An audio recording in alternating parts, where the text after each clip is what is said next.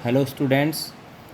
आज की वीडियो में हमें बात करनी है पीरियोडिक टेबल के जो दूसरे फंक्शन हैं उसके बारे में। तो अलग अलग ब्लॉक को आज हम स्टडी करते हैं।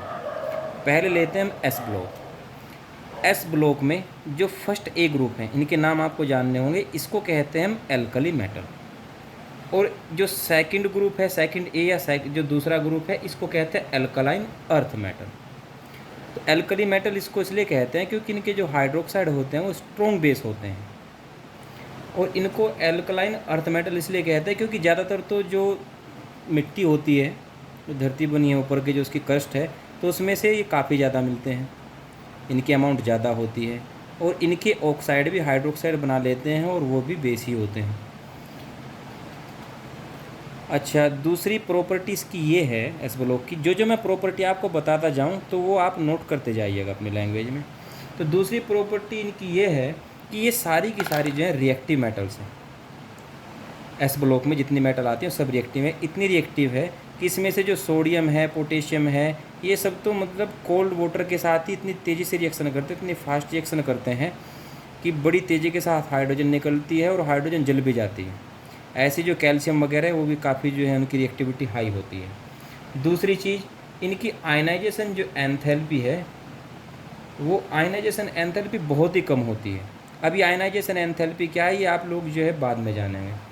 ये बाद में सब अलग अलग टॉपिक आएंगे। Ionisation enthalpy, electron gain enthalpy, सब चीज़ें बाद में आएंगी। तो फिलहाल बस इतना जानना है कि आयनाइजेशन एंथैल्पी काफ़ी इनकी कम होती है। दूसरी चीज़, इनका इलेक्ट्रॉनिक कॉन्फ़िगरेशन मैंने आपको कल बताया था। इसमें लास्ट में होता है NS1 और ये होता है NS2। तो ये 1 इलेक्ट्रॉन लॉस करती है सारी मेटल और ये 2 इलेक्ट्रॉन लॉस करती हैं। ये 1 इलेक्ट्रॉन लॉस करके इनका कॉन्फ़िगरेशन इनर्ट गैस जैसा हो जाता है। ये 2 इलेक्ट्रॉन लॉस करती है तो इनका कॉन्फ़िगरेशन इनर्ट गैस जैसा हो जाता है। 1 इलेक्ट्रॉन लॉस करने के बाद ये +1 आयन बनाएगी और ये 2 पॉजिटिव वाला आयन बनाएगी। जैसे कि Na पॉजिटिव बनेगा, इधर से 2 इलेक्ट्रॉन लॉस करेगी तो Mg2 पॉजिटिव बनेगा। ये सारी की सारी मेटल आयनिक कंपाउंड बनाती है, छोड़ करके लिथियम को और बेरिलियम को। लिथियम बेरिलियम का साइज इतना छोटा होता है कि उसकी वजह से आयनिक के बजाय कोवलेंट करैक्टर वाला कंपाउंड बना लेती है। तो बाकी जितनी मेटल बनाएगी सब के सब उसकी जो कंपाउंड होगी उसकी प्रॉपर्टी आयनिक होगी। अब ये आयनिक प्रॉपर्टी और कोवलेंट प्रॉपर्टी, ये इससे जो नेक्स्ट चैप्टर होगा उसमें आपका क्लियर हो जाएगा। दूसरा आपका आ जाता है पी ब्लॉक। तो पी ब्लॉक में 3 ग्रुप स्पेशल नाम से जाने जाते हैं, वो आपको याद रखने हैं। ये पूरा ग्रुप इनर्ट गैस का। अच्छा, इसमें से यदि आपको पीरियोडिक टेबल सही ना दिखाई दे रही हो वीडियो में तो अपनी बुक में से पीरियोडिक टेबल निकाल लेना और जो मैं समझा रहा हूँ अपने वाली जो पीरियोडिक टेबल है आपके पास उसमें से देख देख करके आपको समझना है।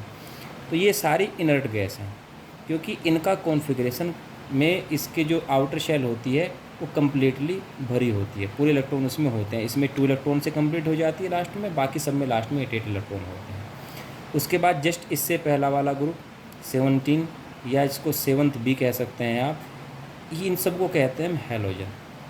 अच्छा, उससे जस्ट पहले वाला है जिसमें ऑक्सीजन ऊपर रखा हुआ है, इसको हम कहते हैं कैल्कोजेंस। अच्छा, इसमें एक और चीज़ है, इस सारे पी ब्लॉक को एक अलग नाम दे दिया गया। इन सब एलिमेंट को हम रिप्रेजेंटेटिव एलिमेंट भी कहते हैं, या एक दूसरा नाम है मेन ग्रुप एलिमेंट्स, तो ये भी इसको कहा जाता है। इसी ग्रुप में गैस भी हैं, कुछ एलिमेंट है गैसेस फॉर्म में मिलते हैं। एक एलिमेंट इसमें से आ जाता है ब्रोमीन, जो लिक्विड फॉर्म में मिलता है, बाकी सॉलिड हैं। इसमें नॉन मेटल भी हैं, जो ऊपर वाला पोर्शन है ना, ये वाला ऊपर जो ऊपर रखा हुआ है ग्रीन ग्रीन दिखाई दे रहा है, ये सब नॉन मेटल हैं। उसके बाद ये वाला जो पोर्शन है ये मेटलॉइड्स का है और उसके जो नीचे वाला पोर्शन है ये मेटल्स का आ जाता है। तो इसमें तीनों तरह की चीज़ें रखी है, मेटल भी है, नॉन मेटल भी है और मेटलॉइड्स भी हैं, सॉलिड भी है, लिक्विड भी है और गैस भी है इसमें। अच्छा, इसमें से इन एलिमेंट की जो इलेक्ट्रॉन गेन एंथैल्पी होती है वो हाई होती है। अभी इलेक्ट्रॉन गेन एंथैल्पी क्या चीज़ है ये भी बाद में डिस्कस किया जाएगा। दूसरी चीज़, इसमें से जो लास्ट से जस्ट पहले वाला है, यानी कि जो हैलोजेंस हैं, वो केवल 1 इलेक्ट्रॉन लेगी और 1 इलेक्ट्रॉन लेकर के उनका कॉन्फ़िगरेशन नोबल गैस जैसा हो जाता है। तो ये नेगेटिव आयन बनाती है जिसकी वैलेंसी -1 होती है। उधर ये जो वाला ग्रुप है कैल्कोजेंस, इनको 2 इलेक्ट्रॉन चाहिए अपना कॉन्फ़िगरेशन कंप्लीट करने के लिए, तो ये 2 नेगेटिव चार्ज वाले आयन बनाती है। जैसे O2 नेगेटिव ये F नेगेटिव बनाएगी, S2 नेगेटिव ये Cl नेगेटिव, ऐसे ये 3 इलेक्ट्रॉन इनको चाहिए, तो N3 negative, P3 negative, AS3 negative, ये इस तरह से बनाते हैं। उससे यहाँ पर क्योंकि इनके आउटर सेल में 4 इलेक्ट्रॉन होते हैं तो ज़्यादातर ये कोवलेंट कंपाउंड ही बनाते हैं, इनके आयन बहुत कम बनते हैं। इधर ये पॉजिटिव आयन बनाने लगते हैं, जैसे Al3 पॉजिटिव है, क्योंकि इलेक्ट्रॉन फिर गेन करने के बजाय इलेक्ट्रॉन लॉस करने की इनकी जो नेचर है वो ज़्यादा हो जाती है। पी ब्लॉक के बाद नेक्स्ट आ जाता है डी ब्लॉक। डी ब्लॉक को हम ट्रांजिशन एलिमेंट भी कहते हैं। ट्रांजिशन एलिमेंट इनको इसलिए कहा जाता है कि ये ब्रिज का काम करते हैं पी ब्लॉक के बीच में और एस ब्लॉक के बीच में। एस ब्लॉक बहुत ज़्यादा रिएक्टिव हैं और इधर जो पी ब्लॉक है वो इनसे कम रिएक्टिव हैं, और दोनों की रिएक्टिविटी के बीच वाले ये आ जाते हैं, तो यहाँ ट्रांजिशन का काम कर रहे हैं, इसलिए इनको कहते हैं ट्रांजिशन एलिमेंट्स। इस ब्लॉक में जितने भी एलिमेंट है वो सब के सब मेटल्स हैं। अच्छा, दूसरी चीज़ इसमें कुछ इन मेटल्स की एक प्रॉपर्टी होती है इन एलिमेंट की। एक तो ज़्यादातर ये जितने भी कंपाउंड बनाती हैं वो सब कलर्ड कंपाउंड होते हैं, यानी कि इनके आयन कलरफुल होते हैं। दूसरी चीज़ वेरिएबल वैलेंसी दिखाते हैं। वेरिएबल वैलेंसी का मतलब एक ही कंपाउंड वैलेंसी अलग अलग, जैसे Fe है ये +2 पॉजिटिव भी शो करता है, +3 पॉजिटिव भी शो करता है। ऐसे कॉपर है +1 भी पॉजिटिव, +1 पॉजिटिव भी शो करता है, +2 पॉजिटिव भी शो करता है, तो इसे वेरिएबल वैलेंसी दिखाते हैं।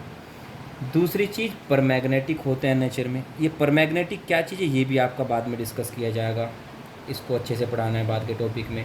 और दूसरी चीज़ एक और होती है, ज़्यादातर कैटालिस्ट का काम करते हैं। अब ये कैटालिस्ट का काम क्यों करते हैं ये रीजन आप पढ़ेंगे 12th क्लास में। फ़िलहाल तो आपको केवल इतना याद रख लेना है कि कैटालिस्ट का की तरह से यूज किए जाते हैं। नेक्स्ट आ जाता है एफ ब्लॉक। एफ ब्लॉक को इनर ट्रांजिशन एलिमेंट भी बोला जाता है, क्योंकि इसमें जो इलेक्ट्रॉन है लास्ट वाला इलेक्ट्रॉन वो सबसे लास्ट वाली ऑर्बिटल जो लास्ट वाली सेल होती है, फिर उससे जस्ट पहले वाली सेल होती है, जस्ट उससे पहले वाली सेल में एफ ऑर्बिटल होता है, वहाँ लास्ट का इलेक्ट्रॉन एंटर करता है, यानी कि बाहर की 2 सेल को छोड़ करके बाहर से तीसरी सेल में, तो इसको इनर ट्रांजिशन एलिमेंट भी बोला जाता है। उसमें से इसकी 2 सीरीज है, लैंथेनाइड सीरीज, एक्टिनाइड सीरीज। जो एक्टिनाइड सीरीज है इसमें जितने भी एलिमेंट रखें सारे के सारे रेडियो एक्टिव हैं। रेडियो एक्टिव का मतलब हुआ कि सारे एलिमेंट इनके न्यूक्लियस से अपने आप ही अल्फा बीटा गामा रेज निकलती रहती हैं। अच्छा, इसमें से जो यूरेनियम है ना, यहाँ पर यूरेनियम 92, इसके बाद के जितने भी एलिमेंट हैं उन सबको ट्रांस यूरेनियम एलिमेंट्स कहा जाता है। अच्छा, एक कुछ एलिमेंट इनमें इस तरह के हैं जो अभी तक नेचर में तो होते नहीं हैं, बनाए गए हैं लेबोरेटरी में जिनको बनाया गया है, लेकिन वो इतने कम है कि कुछ के तो कुछ एटम ही मिले हैं, मतलब ग्राम में भी नहीं मिले हैं, बस कुछ ही एटम मान करके चलो, यानी कि इनको कहा जाता है कि नैनोग्राम में ही मिल पाए हैं। तो इस तरह से आपकी जो अलग अलग ब्लॉक की प्रॉपर्टी थी वो इतनी थी इसमें। बाकी इनमें से कुछ के नाम कैसे, IUPAC नेमिंग कैसे होती है वो चीज़ें, और एक पीरियोडिक करैक्टर इनके क्या होते हैं, जैसे कि इनकी आयनिक रेडियस वगैरह होती हैं, सारे करैक्टर नेक्स्ट वीडियो में हो जाएंगे। तब तक आप इसको अच्छे से स्टडी कीजिएगा, और इसमें से कुछ एलिमेंट को जो शुरू के हैं मान करके चलिए 4th पीरियड तक के एलिमेंट, इनको बार बार पढ़ते जाइए कि थोड़े दिमाग में बैठ जाए कौन कौन से एलिमेंट इसमें हैं। तो मिलते हैं नेक्स्ट वीडियो में इनके नेमिंग के साथ कि IUPAC नेमिंग को कैसे लिखा जाता है।